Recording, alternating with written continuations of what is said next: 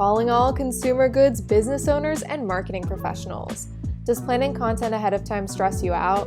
Do you want to run Instagram and Facebook ads but just aren't sure where to start? If your answer is yes and yes, then our mini course was made for you. It's 100% free and packed with essential tactics that you can implement as soon as today. To join in, visit our website at umaimarketing.com/mini-course. All right, let's get on with the pod. Welcome to the Umai Social Circle, where we talk consumer goods tips to help business owners and marketers grow. We're Karin and Alison, co-founders of Umai Marketing, and we're being joined by Stef and Lindsey from the Rind PR for our 4-part series where we're auditing young CPG brands on PR and digital marketing.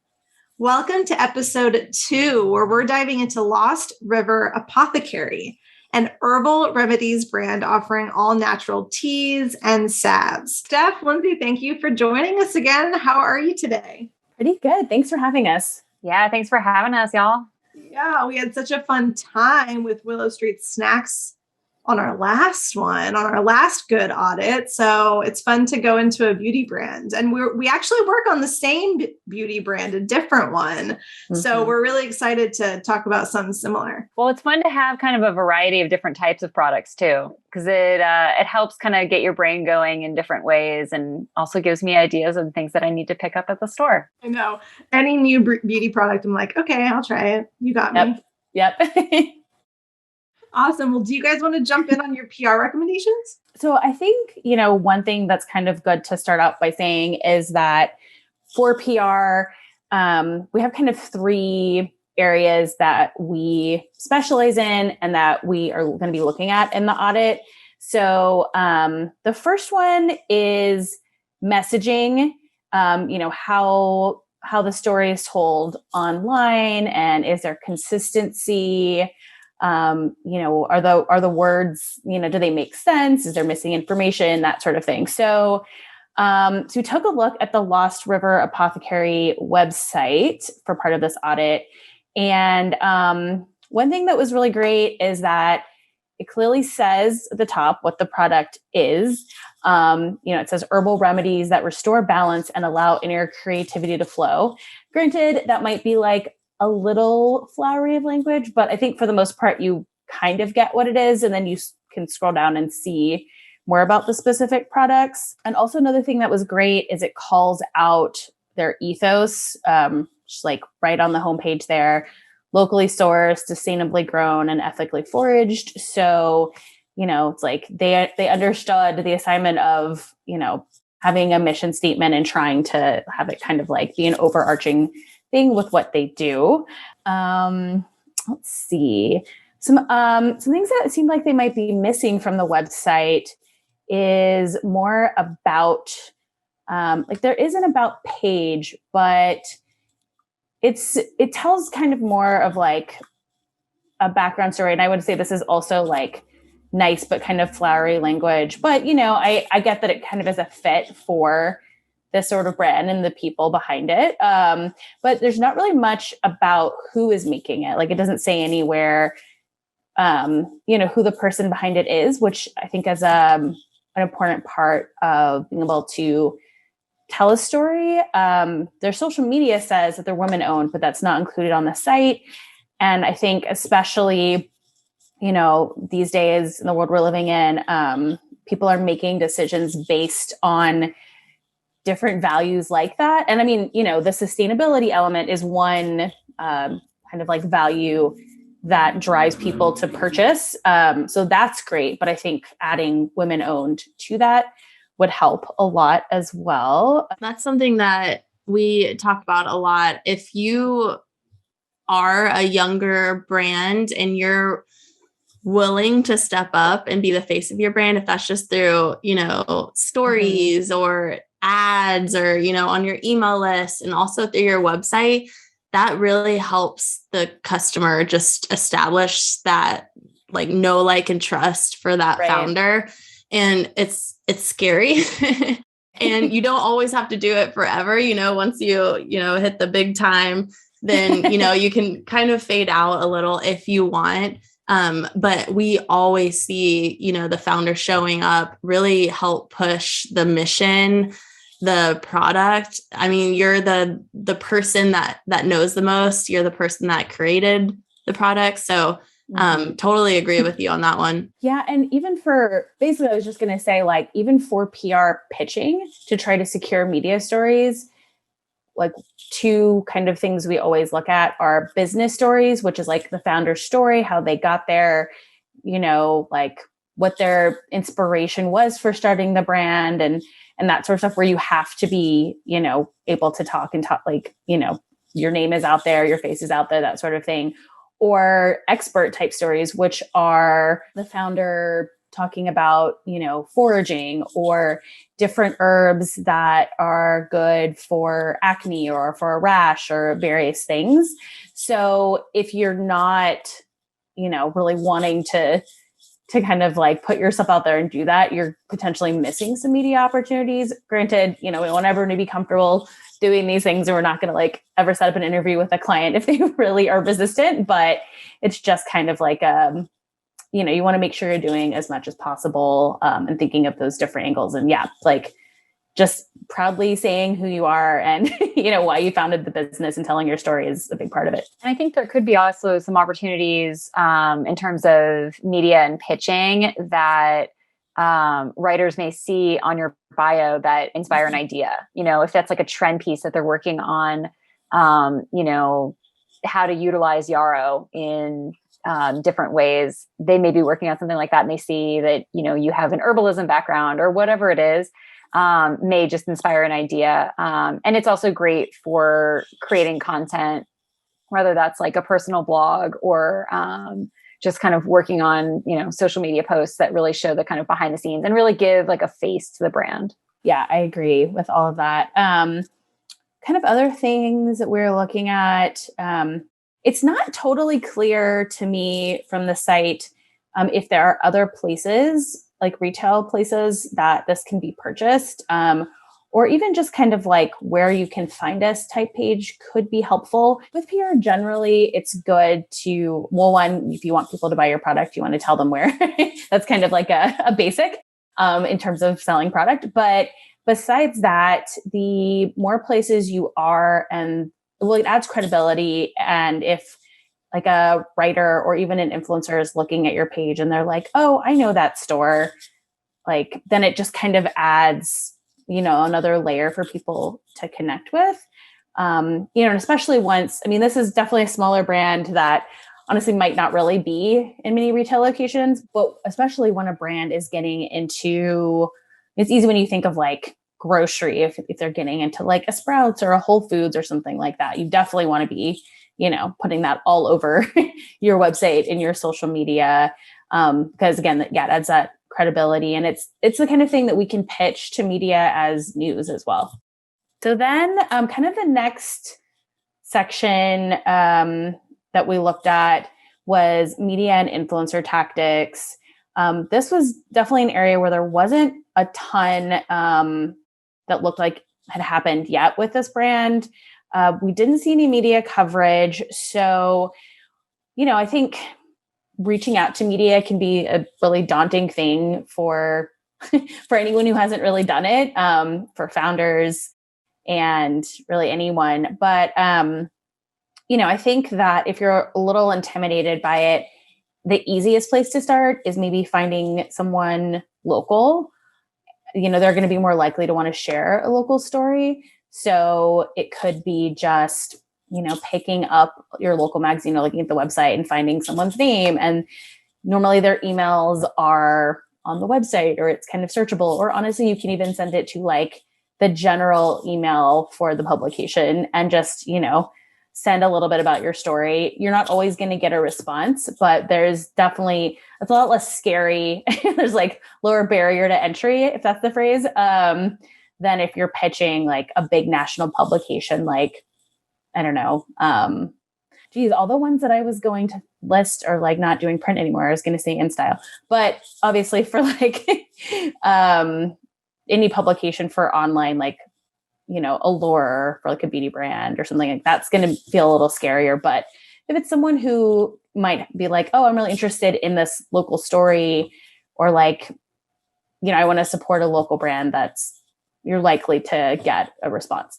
And it looks like they have really great photography already on the website, which is, I think, maybe like half the battle with, you know, when thinking about like media relations and pitching, is having really good, high quality photos. You know, editors are way more likely to run coverage of your brand or your product if you have really good photos. So making sure that you have that kind of in one place, almost like a little, not necessarily a press kit, but like a little kind of like media or PR package. So you have your labeled high-res photos, a little kind of about the brand, and maybe even some ideas on potential stories, you know, whether that's like skincare tips for winter or, you know, how to use herbs, you know, on sunburn in the summer, things like that, that might kind of might help you break through the noise when you're reaching out to media. So you're saying have that type of content on the site, like blog content on the site? Not necessarily on the website, but have it kind of ready to go. And if you've already got your, you know, messaging really dialed in and you've got your photography, you know, gathered, it's really just like one more step to put that together on your end. That's the sort of stuff that before media is going to cover, they're going to need that anyway. Like that's what we put in a pitch, or what they'll say, like, can you send us photos? And then you're not like, oh no, I'm not going to be in the story because I didn't have my photos in this Dropbox in time or whatever, you know, just like a little bit of increasing your chances and like saving yourself some time by having that stuff ready. Get organized now. Yes, that's y'all's motto. I like it. For brands who can't hire you guys, how do you generally advise them to get on those hits? Are they simply reaching out via email, or how should they go about that process? I think I would first take a look at what your competitors, where your competitors have been covered. Also think about your target market and what types of publications they're reading, whether that's print or digital or even newsletters, where they're getting their information, and then kind of make a list of who your like ideal targets are. So, you know, if you have kind of a, you know, let's use Lost River, for example, you know, their target market may be really focused on wellness, maybe more so than beauty. So like a publication like Self or Women's Health, and I'm just talking about in the national sphere, those publications would be maybe a better target, while they are kind of like lofty goals, really kind of honing in and going after those, as opposed to kind of making a blanket statement to everybody. I would see what types of stories your competitors are being included in, and then kind of work your way backwards. But yeah, I think, you know, seeing who's writing the stories and then tracking down their contact info, whether that is, honestly, a lot of freelance writers include their email address, you know, in their Twitter bio these days. You can get so much valuable information from Twitter. Honestly. Twitter. Ooh, okay. Hot tip. Hot tip. Love it. So find them on like the publication and then stalk them on Twitter. Not obsessively. And I would say just find their email on Twitter. Yeah. A lot of times their emails are on Instagram too. Okay. Awesome. Yeah. So I feel like it's easier to find not everyone's email, but it's a lot easier to find people's emails than you would think. Yeah, we actually have a scraping tool that we use. Oh. It's just a free Chrome plugin. I just searched like scrape or something. That's such a weird word. Yeah. I don't think that's right. It doesn't always pull like the good. Yeah, it only pulls emails that are already on the page, just so you don't have to search through like the whole website. But it is kind of helpful if you're like, who do I need to contact? And then you just run the scrape tool and then you're like, okay. Yeah. And I would say, like, in terms of like best practices, if you are reaching out, I will say, reach out and keep it really succinct. So make sure that you have get your point across in like 3 sentences if you can. Introduce your brand. You don't need to go over the top. You don't necessarily need to send an entire press release. But I would make sure that you can kind of get it out in a few sentences and then ask if they would like more information. Offer up, pertinent info, like if you're available on Amazon, if you have an affiliate program, and if you have, high quality photos. Don't ever attach photos, but the shorter the better as an initial interaction is more likely to get a response. And why don't you want people attaching photos? If you attach photos, I guarantee you an editor or a writer will delete it almost immediately. They get so many emails with attachments and I had this problem when I worked in fashion PR in New York, that you'd get so many attachments that your inbox will crash. Right. So anytime somebody has an attachment, yes. Put it in a Dropbox or a Google Drive or something. Basically link it. Don't literally attach the file. So you do Don't want to provide a photo. Gotcha. Pro tips, y'all. Yeah.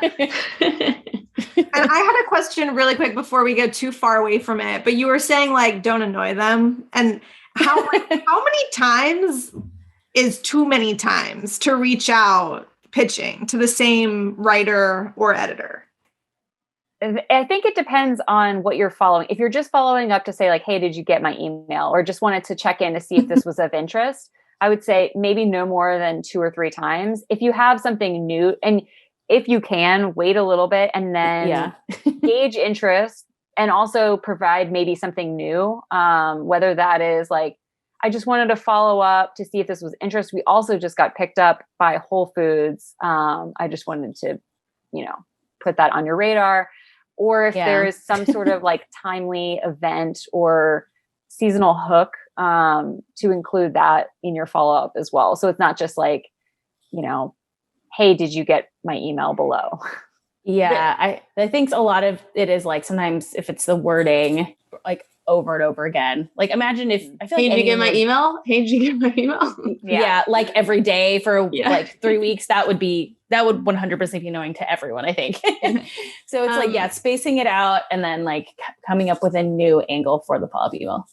Yeah. And I'm just curious too, is it ever good to be like in a follow-up, like, hey, so-and-so wrote us up and it's like kind of a competitor, or would that turn them off, you think? I feel like that one's tough. It kind of depends on what the story is. I kind of feel like maybe don't do it for the most part. I would say like, maybe if you're going to have some press that you're excited about, just like add it to your website or put it on your social media. But I don't know if like that's a strong pitch point. Don't lead with it. Okay. Yeah. And you always want to make sure that you're providing value to that publication. So you want to make sure that your product is a fit for the readers, first of all, and that it's providing value in some way. So if you are able to offer like an exclusive discount to that publication, sometimes that's really valuable. Or if it's just something that their readers would find of interest and at that time too, why is it timely? Why do they need to cover your brand now? Is it new, or is there something, again, like tied to seasonality or an event? So really kind of make sure you're considering all of those things. It's a lot. Very cool. Y'all have a lot of you're seasoned and have a lot of, little nuances that are, I think, really helpful. Yeah, for sure. I mean, we've been doing this for a while separately. I don't even know. I think it's like over 20 or 25 years combined experience. So I feel like we definitely even learned things from our early days of doing PR where they're like, oh, I'm never doing that again. Yeah. Still learning, still growing. Yeah. Things are changing frequently too, obviously with more of a digital push, fewer print magazines, affiliates, all kinds of other things. So either way, I think like the core of PR pitching to media, and I mean, just really like in general, honestly, even in terms of marketing, it's all about like, how are you telling your story and how are you coming up with creative ways to do that as well? And like keeping things fresh. I mean, that's been the same as long as PR has existed. Well, and with the rise of influencers, it also opens the door for a lot more opportunities that are kind of a little bit of a lower barrier to entry. So, sending product to influencers in exchange for posts, or in exchange for, like a mention on their social media is so much easier, as there are so many more influencers, so many more types of influencers, of all, of varying degrees of quality, I would say. But I think there's a lot of value in reaching micro influencers. And I think that's something that, Lost River can definitely take advantage of. Taking a look at who's in the area, who's in the region, who has posted about, this is kind of also working backwards like you would with media. Take a look at, like-minded brands or locations, whether that's like a spa that's, really similar to kind of your ethos, or even if it's like a wellness food product, taking a look at, whether or not any influencers have posted about that brand, kind of having the idea that they may like yours as well, and kind of make a list of who those potential targets might be. But I think working with micro influencers, so like under 10,000 followers, is a great place to start. And I think, in terms of like reaching out, I think DMing on Instagram is completely acceptable. Again, like most influencers will include their email in their bio, or you can click their email and find their contact info. But really think about and kind of consider what the package looks like that you're putting together to potentially send these influencers. You'll see a lot of like unboxing videos that the influencers post on their social channels. So the more interesting or fun or memorable the package actually is, and that's like the physical package. So not just putting a bunch of like bubble wrap in there, the more interesting that is, the more likely they'll post more content. I think that's kind of like the direction that a lot of brands are going. So you can, send the same thing to everyone. You can switch it up and make it a little bit more custom. I always recommend including a handwritten note and something that's really personalized. It takes, 30 seconds to do, but it makes such a big difference. And it really helps kind of establish a more of a like partnership feel and relationship between yourself and the influencer. They're also way more likely to post about you down the road, or want to work with you again. The handwritten note, I mean, it is scalable, honest. Like there are companies, I think we have a friend who has a company who she has, many employees who write these beautiful handwritten notes, but it's just, I mean, getting a handwritten note from a brand, like that's just going to establish so much likeness, and it's just so powerful. I would love to, if you have any numbers on conversion versus, with handwritten notes, without handwritten notes, I would love to hear them, but I know that's probably a really hard thing to track. And I have like 2 shout outs for local brands that have done that really well. Siete always includes really great personalized handwritten notes in their mailers. And I know that they work with a lot of influencers, and I like over the moon adore that brand. But they also do a lot of kind of like tastemaker outreach to wellness people, influencers, chefs, bartenders, etc. And it just makes it makes a world of difference. It creates this kind of, brand ambassador in a way that's not a traditional, liquor brand ambassador or whatever it is. You become like an arbiter of the brand. And I'm talking about it now. And I always, tell my friends when they ask for recommendations for, for those types of products. And then Made In also is another great one that, includes really awesome handwritten notes. And it kind of gives you all the feels. Yeah. And like, it's clear that there are handwritten notes because the influencers or the tastemakers love them so much that they're sharing them on their social. So I have not received a package from either brand, so I cannot attest to It's only because my husband's a chef. I personally do not. Oh, you got the perks. Yeah. But if anybody do you wants to send me anything, right. please include a handwritten note as well.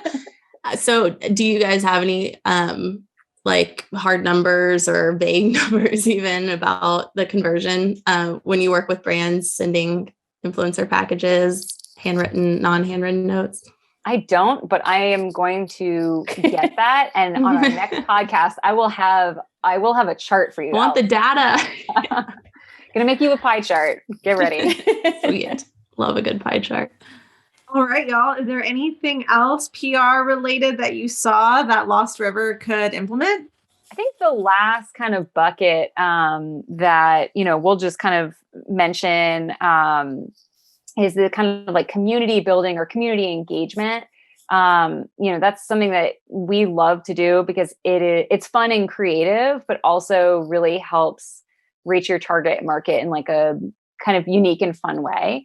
So that's anything from, participating in an event or doing a pop-up at a spa, something like that.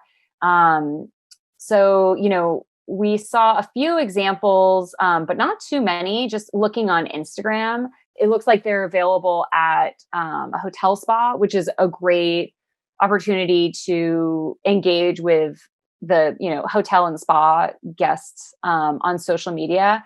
So, leveraging your wholesale partners or any other partners to, create an opportunity, whether that is like a giveaway on social or, hosting, offering to like host a pop-up or like a sampling opportunity, or like inclusion in some sort of like a gift bag if they have an event going on, but really like leaning on your existing partners and then looking for potential new partners. So, again, really digging in and seeing like what your competitors are doing in the space or what some of your kind of like ideal, like-minded brands and partners in the area are doing, and reaching out and just kind of gauging interest.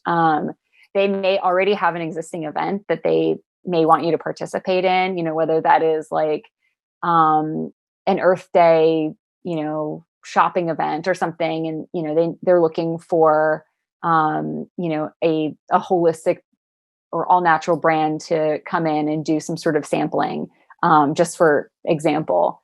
But I think there's a lot of opportunities, to engage with potential partners that I haven't really seen too much just on the Instagram. And I think that they're a really new brand, so there's definitely an opportunity just to like introduce yourself as a brand and say like, hey, we're new to the community. Would love to partner up on whatever you have going on. Cool. Yeah. All great points. And I think something I'm going to bring up as we dive into like the more marketing and digital side is, and I'd love to hear your PR thoughts on this too, especially with partnerships, but let's just jump into the marketing side, if that's okay with y'all.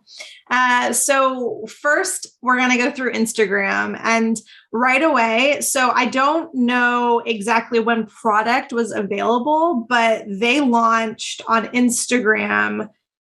Oh, maybe I do know when product's available. Yeah, I do know. I should know. It was on January 31st. So February 1st was when they first launched their first batch. But in January, they started posting a little bit on Instagram about the brand. And so it's a very new brand. It's been 3.5 months since they started doing that, and only a couple months since they launched the actual product. So there's so much good stuff here already. You can tell that I'm assuming the founder's doing this still because it's such a new brand, but you can tell that the person's an artist. And that really reflects in the content that's being shared. I don't think everybody needs to be an artist to be able to do this. I don't think it has to be so aesthetically pleasing. It's just a bonus that this is a talent, that this person is right-brained, maybe left-brained too, I don't know. But it's really obviously beautiful content And in both the creative and the copy, I'm just super impressed with what's going out. They're super social savvy, and the content is quality, but they're still keeping up and maintaining the consistency. So I love it. I love the content. I love the variation. I love that they're talking about a lot of different messaging buckets. There's great engagement. But something that kind of differentiated it to me with the products and different products in this same space is the emphasis throughout the content and in the bio of it being Indigenous inspired on native land. I believe she says it's Yakima and Siletz land that she's on in Lyle.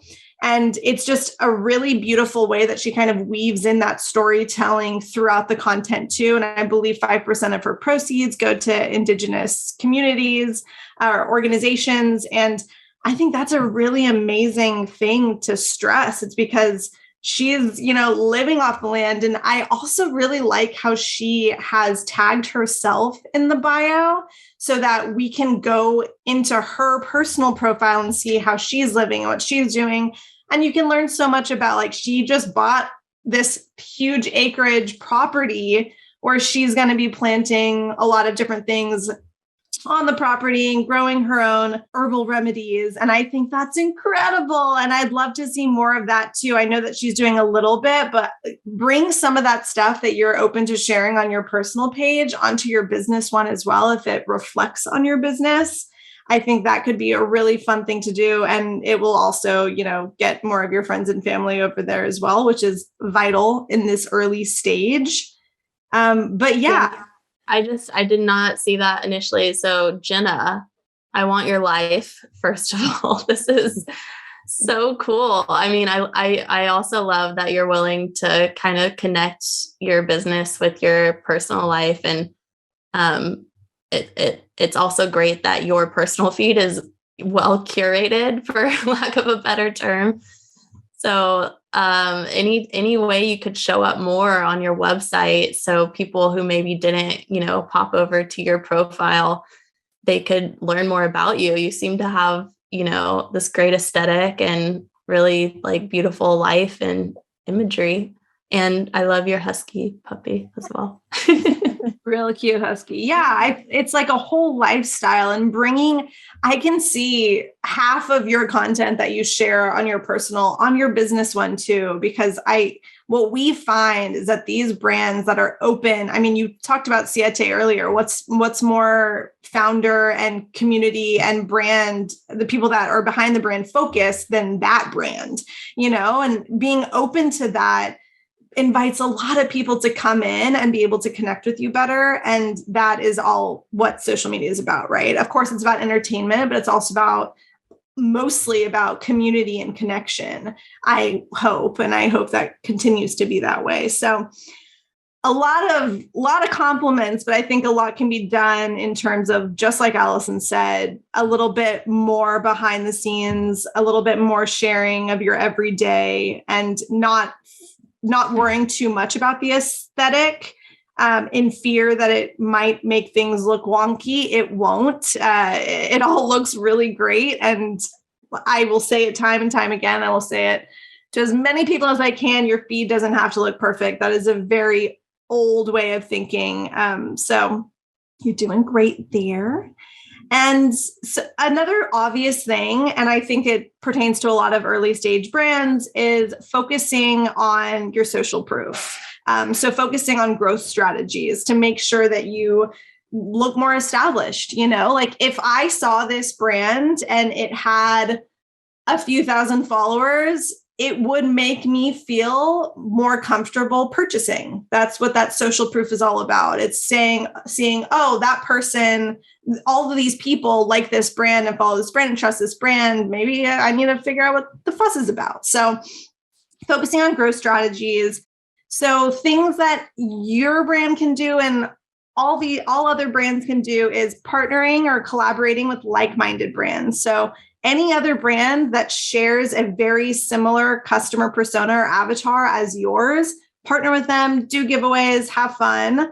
And when you do engage in those giveaways, we always recommend boosting a little bit. So we have a course, and one of our students did Allison, make sure I'm saying this right, but he did a giveaway over the course of 2 days or 3 days for $25.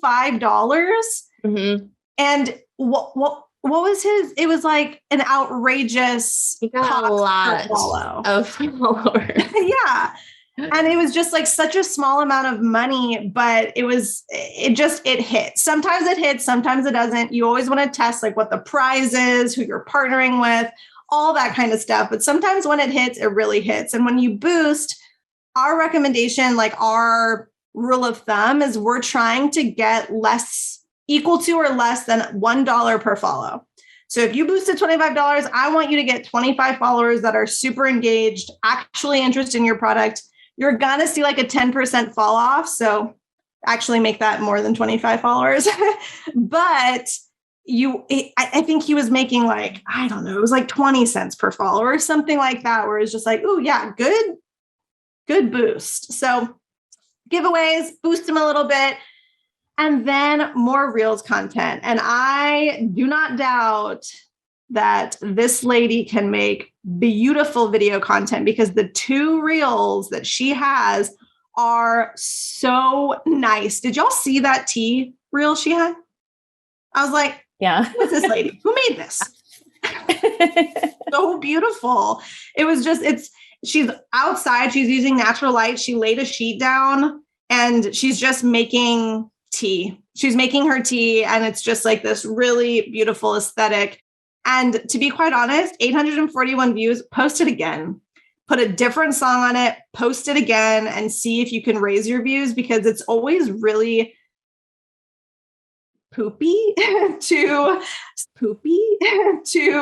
spend a lot of time on something, post it, and not get a lot of views on it. And that's not your fault. That's just Instagram. So post it again, put a different song on it. If that one does better, feel free to archive this one so you don't have 2 of the same videos so close to each other. But I would encourage it again. And then this process one where you're using that like funnel, more of it. People want to see behind the scenes, and that you're literally just setting up your camera and showing the production line, which people are so fascinated by. It's kind of like our fascination with pimple popping videos. Is anybody else? Is that just me? No, I know it's not just me.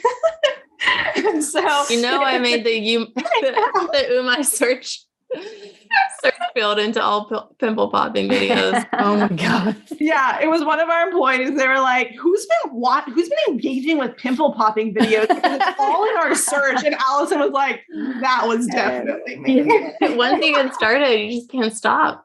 The same thing with behind the scenes. Same thing with your process videos. It's like there's something about it that's just like super relaxing. It's like ASMR. I was just going to say, just like the ASMR. Yeah. More of that. And I would try and do it as much as possible. I love the variation. You're doing carousel posts, you're doing videos, you're doing static images. Keep it up. But if you can and you have the time, up that video content on your land. She posted this. Did she post this? I got a little lost in this feed, y'all, because it's so beautiful. But she posted, I think it was on her personal. See, it was on her, maybe it was, you guys, I don't remember, but it was her planting different. It was so cool. It was like, I'm planting this little sequoia transplant, and hopefully it's going to become this big tree later. And it was just like, so cool. And it's just like, I want to see that on your feed too, because it's that part of the storytelling that people love. So more of that. Quick question for brands, I guess for like smaller brands that don't have a huge like breadth of products, what do you recommend in terms of like frequency of posting on Instagram specifically? Love that question. The same amount that I would tell anybody. So even if you have one product, think of all of the different benefits of it. Think of all of the different ways that you can talk about it, and talk about it just as often as anybody else would talk about their products. Alison always says this, but when we are talking to a new brand, there's always one or two hero products. It's going to make up like 80% of your sales. So that's kind of normal anyways, for there to be like these hero products that you talk about all the time. So I would say very, very similar, if not the same strategy. And you're going to want to post about it as much as you can. You want to track your analytics to see what's working, and then do more of what's working, do less of what's not. Let's move a little over to the website now that we've talked about Instagram. So going to the website, I love that you guys called out the banner, that hero banner on the website, herbal remedies that restore balance and allow inner creativity to flow. I like it. I would like to see probably more of product focus at first, because I'm like, is this a course? Like, do I learn about how to make it? Like, what is it? Like, what can I get here? So I would love that with the call to action. But first and foremost, implementing a pop-up and a first-time order discount is something that we really want brands, especially ones that don't have a lot of proof yet because they just launched, to do, because you want to drive trial. You want to get people to try it. So having that pop up, getting as many emails as you can, setting up all your email flows after that. We want to see that done. We'll always talk about email, and we talked about it on the last audit. Really recommend to do that. And then the second one on the website, just really quickly, would be to make that free shipping over $100 automatic. You want, don't make them use that promo code free ship 100. It's awesome that you have a free ship option, but just make it automatic so that you can utilize that first order discount and the free shipping just to entice more people to purchase. It just makes it a little bit easier on everyone in the long run. And that might be, the offer that you can do at this time, but as, maybe you're able to get more efficient and things like that, consider testing if dropping that free shipping to like 50 or 75 for a bit is going to help you convert users better. So, and in terms of that automatic discount, if you're using Shopify, which I don't think I checked if you are or not, that's something that you can easily set up in the back end to just automatically apply that discount. So there's just less friction during the entire checkout process. She's on Squarespace. Oh, Squarespace. Okay. Oh, I don't know too much about Squarespace, but hopefully there is an automatic app that you could use to help with that. Right? Certainly. Yeah, certainly. It's been years since I've used Squarespace.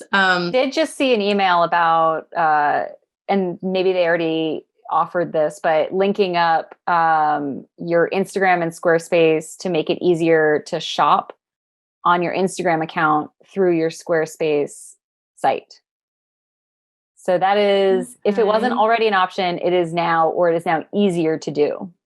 So beyond like Instagram shopping, it's beyond that, yeah. Okay. So you would kind of, I guess, you would link up on the back end, so like that your catalog. Yeah. Mm-hmm. Just like, gotcha. That's how Shopify interacts with Instagram. Is it's your catalog shows up. You can tag on your Instagram, and then you can go shop on your site. So I'm guessing Squarespace implemented something like that.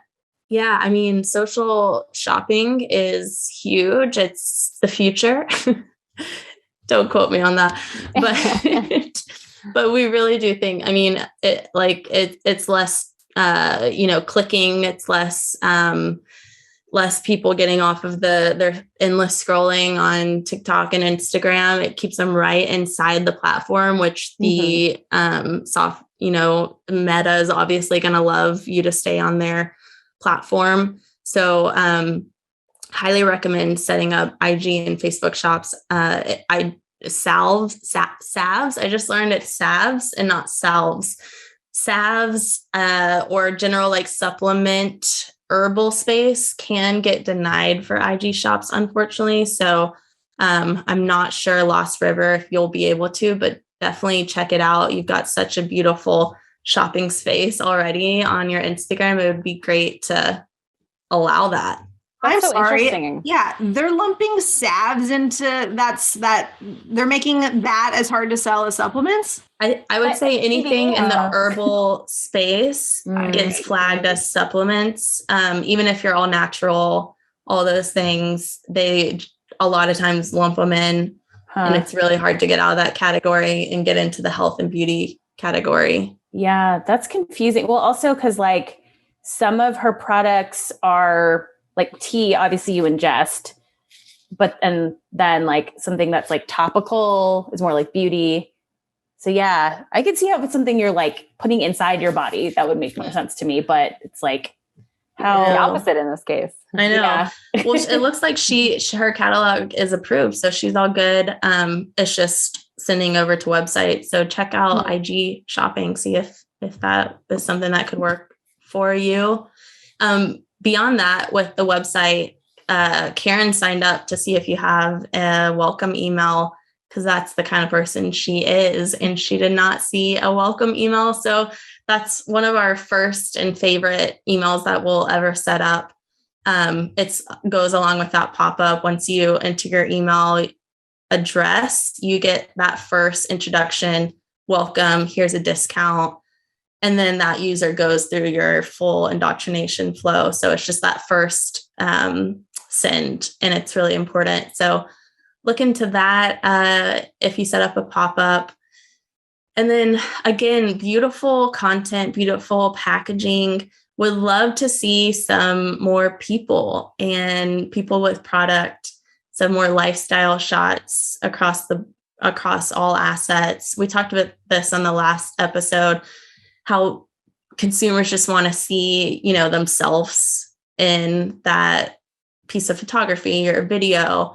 And so those type of shoots can be super helpful. They don't have to be like produced shoots even. It can be like, hey, I'm having a party and I'm going to invite all my friends, and I'm just going to happen to be going around with my products and taking as many photos and videos as possible. So there's different ways to do that, on a budget, if you will. So paid social.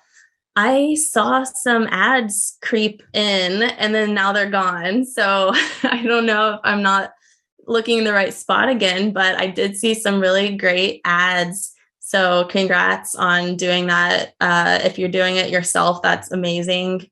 Being a business owner and running ads and doing social and PR and everything is really impressive. But I don't see them anymore. So I'm going to speak on what I remember. I remember seeing mostly product photography, just kind of like the photos that are on your website. Just remember, like we just said, native photos are your friends. So when we say native photos, that photos and videos that look like the photos and videos on your Instagram feed. So I would say pull in your IG posts. Like you don't have to make brand new structured ad creatives and videos. It's really about utilizing everything you have and not making yourself work more. So you can simply go in, if you're launching ads, and just pull existing posts, pull in a really great reel or even stories you can pull in as ads. Just make sure they make sense to run as evergreen ads. And those we see performing better than even our like designed creative. So definitely look into that. Work smarter, not harder.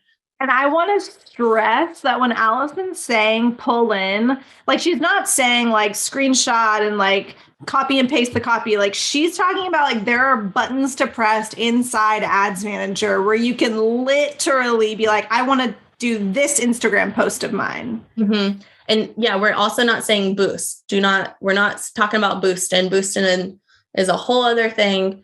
We're talking about create a campaign in Ads Manager.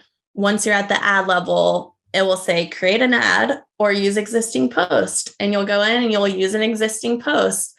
That's also where your branded content will show up, where the existing posts are. That's a whole other ballgame. That's if an influencer posts about you and allows you to run that post as an ad, that's where that's going to be those are powerful as well. And hit us up if you need help. We're happy to help. And then the copy. So the one thing I saw with the copy, it was good copy. I think it had some storytelling. It talked about some value props, but we could break it up a bit. It was large paragraph text. People scrolling through their feed, especially Instagram ads, you're seeing maybe a sentence and a half. So, try shorter copy as well as long form copy. Both work really well. But I think the main point I wanted to get across here is use emojis. Emojis just help catch the reader's eye. It helps them get through the blocks of text. You don't have to use like silly, dumb emojis. You can use like the sparkle emoji or something cute like that. But try pulling some emojis in if you're doing longer copy. I feel like emojis also help me when I'm like scrolling through. It makes me think that it's like a friend of mine or something. Yes. Like I feel like it gives it more personality and creates more of like just creates more of a personality for a brand.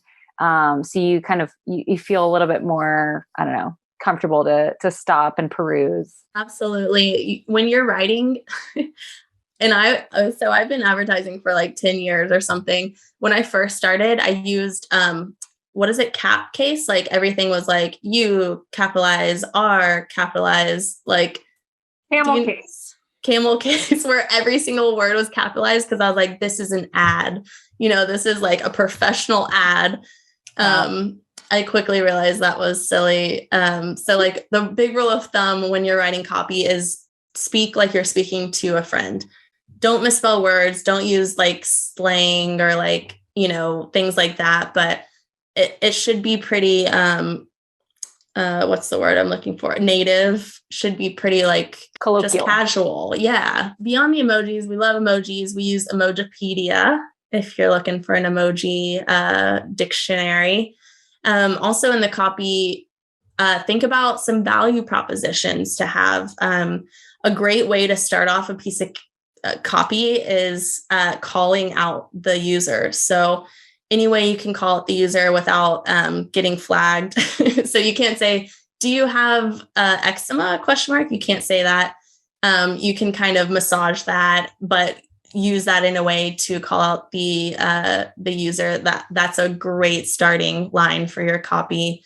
But think of more problems that your product's solving. I saw that you talk about eczema a lot on your salve, and that is a huge differentiator between all, any other products out there. So definitely, relate to that. I don't think you can say that outright, but talk about dry skin, cracked skin, things like that, and what your product can do. That's a huge differentiator. And then, I'm just rolling, guys, so feel free to stop me. But video, just like Karin said, so you can pull in those reels, those beautiful reels that you're making. You can pull those in as ads, but you can also make more video. So anytime you're out on your property, anytime you're doing those, making the salves or, processing the teas or making yourself a tea, film it with beautiful light in the morning, film it, in the evening. Get 15, 30, and 60-second quick videos that you can smash together or add testimonials on top, or just a simple video of your property with like value propositions on it could really work as an ad. So just always have this guy on you and always filming. It's not always going to be, the best, but the more you have, definitely the better. And then my final piece of advice is never, ever, ever send an ad to your homepage. So when you launch an ad, send it as far into the checkout process as you can possibly get. So if you're running an ad for tea, send them to the URL for, /essential teas, so that they have less places to click through. They're already on the product page and they can purchase straight from there. If you're selling your duo, send them to /essential duo.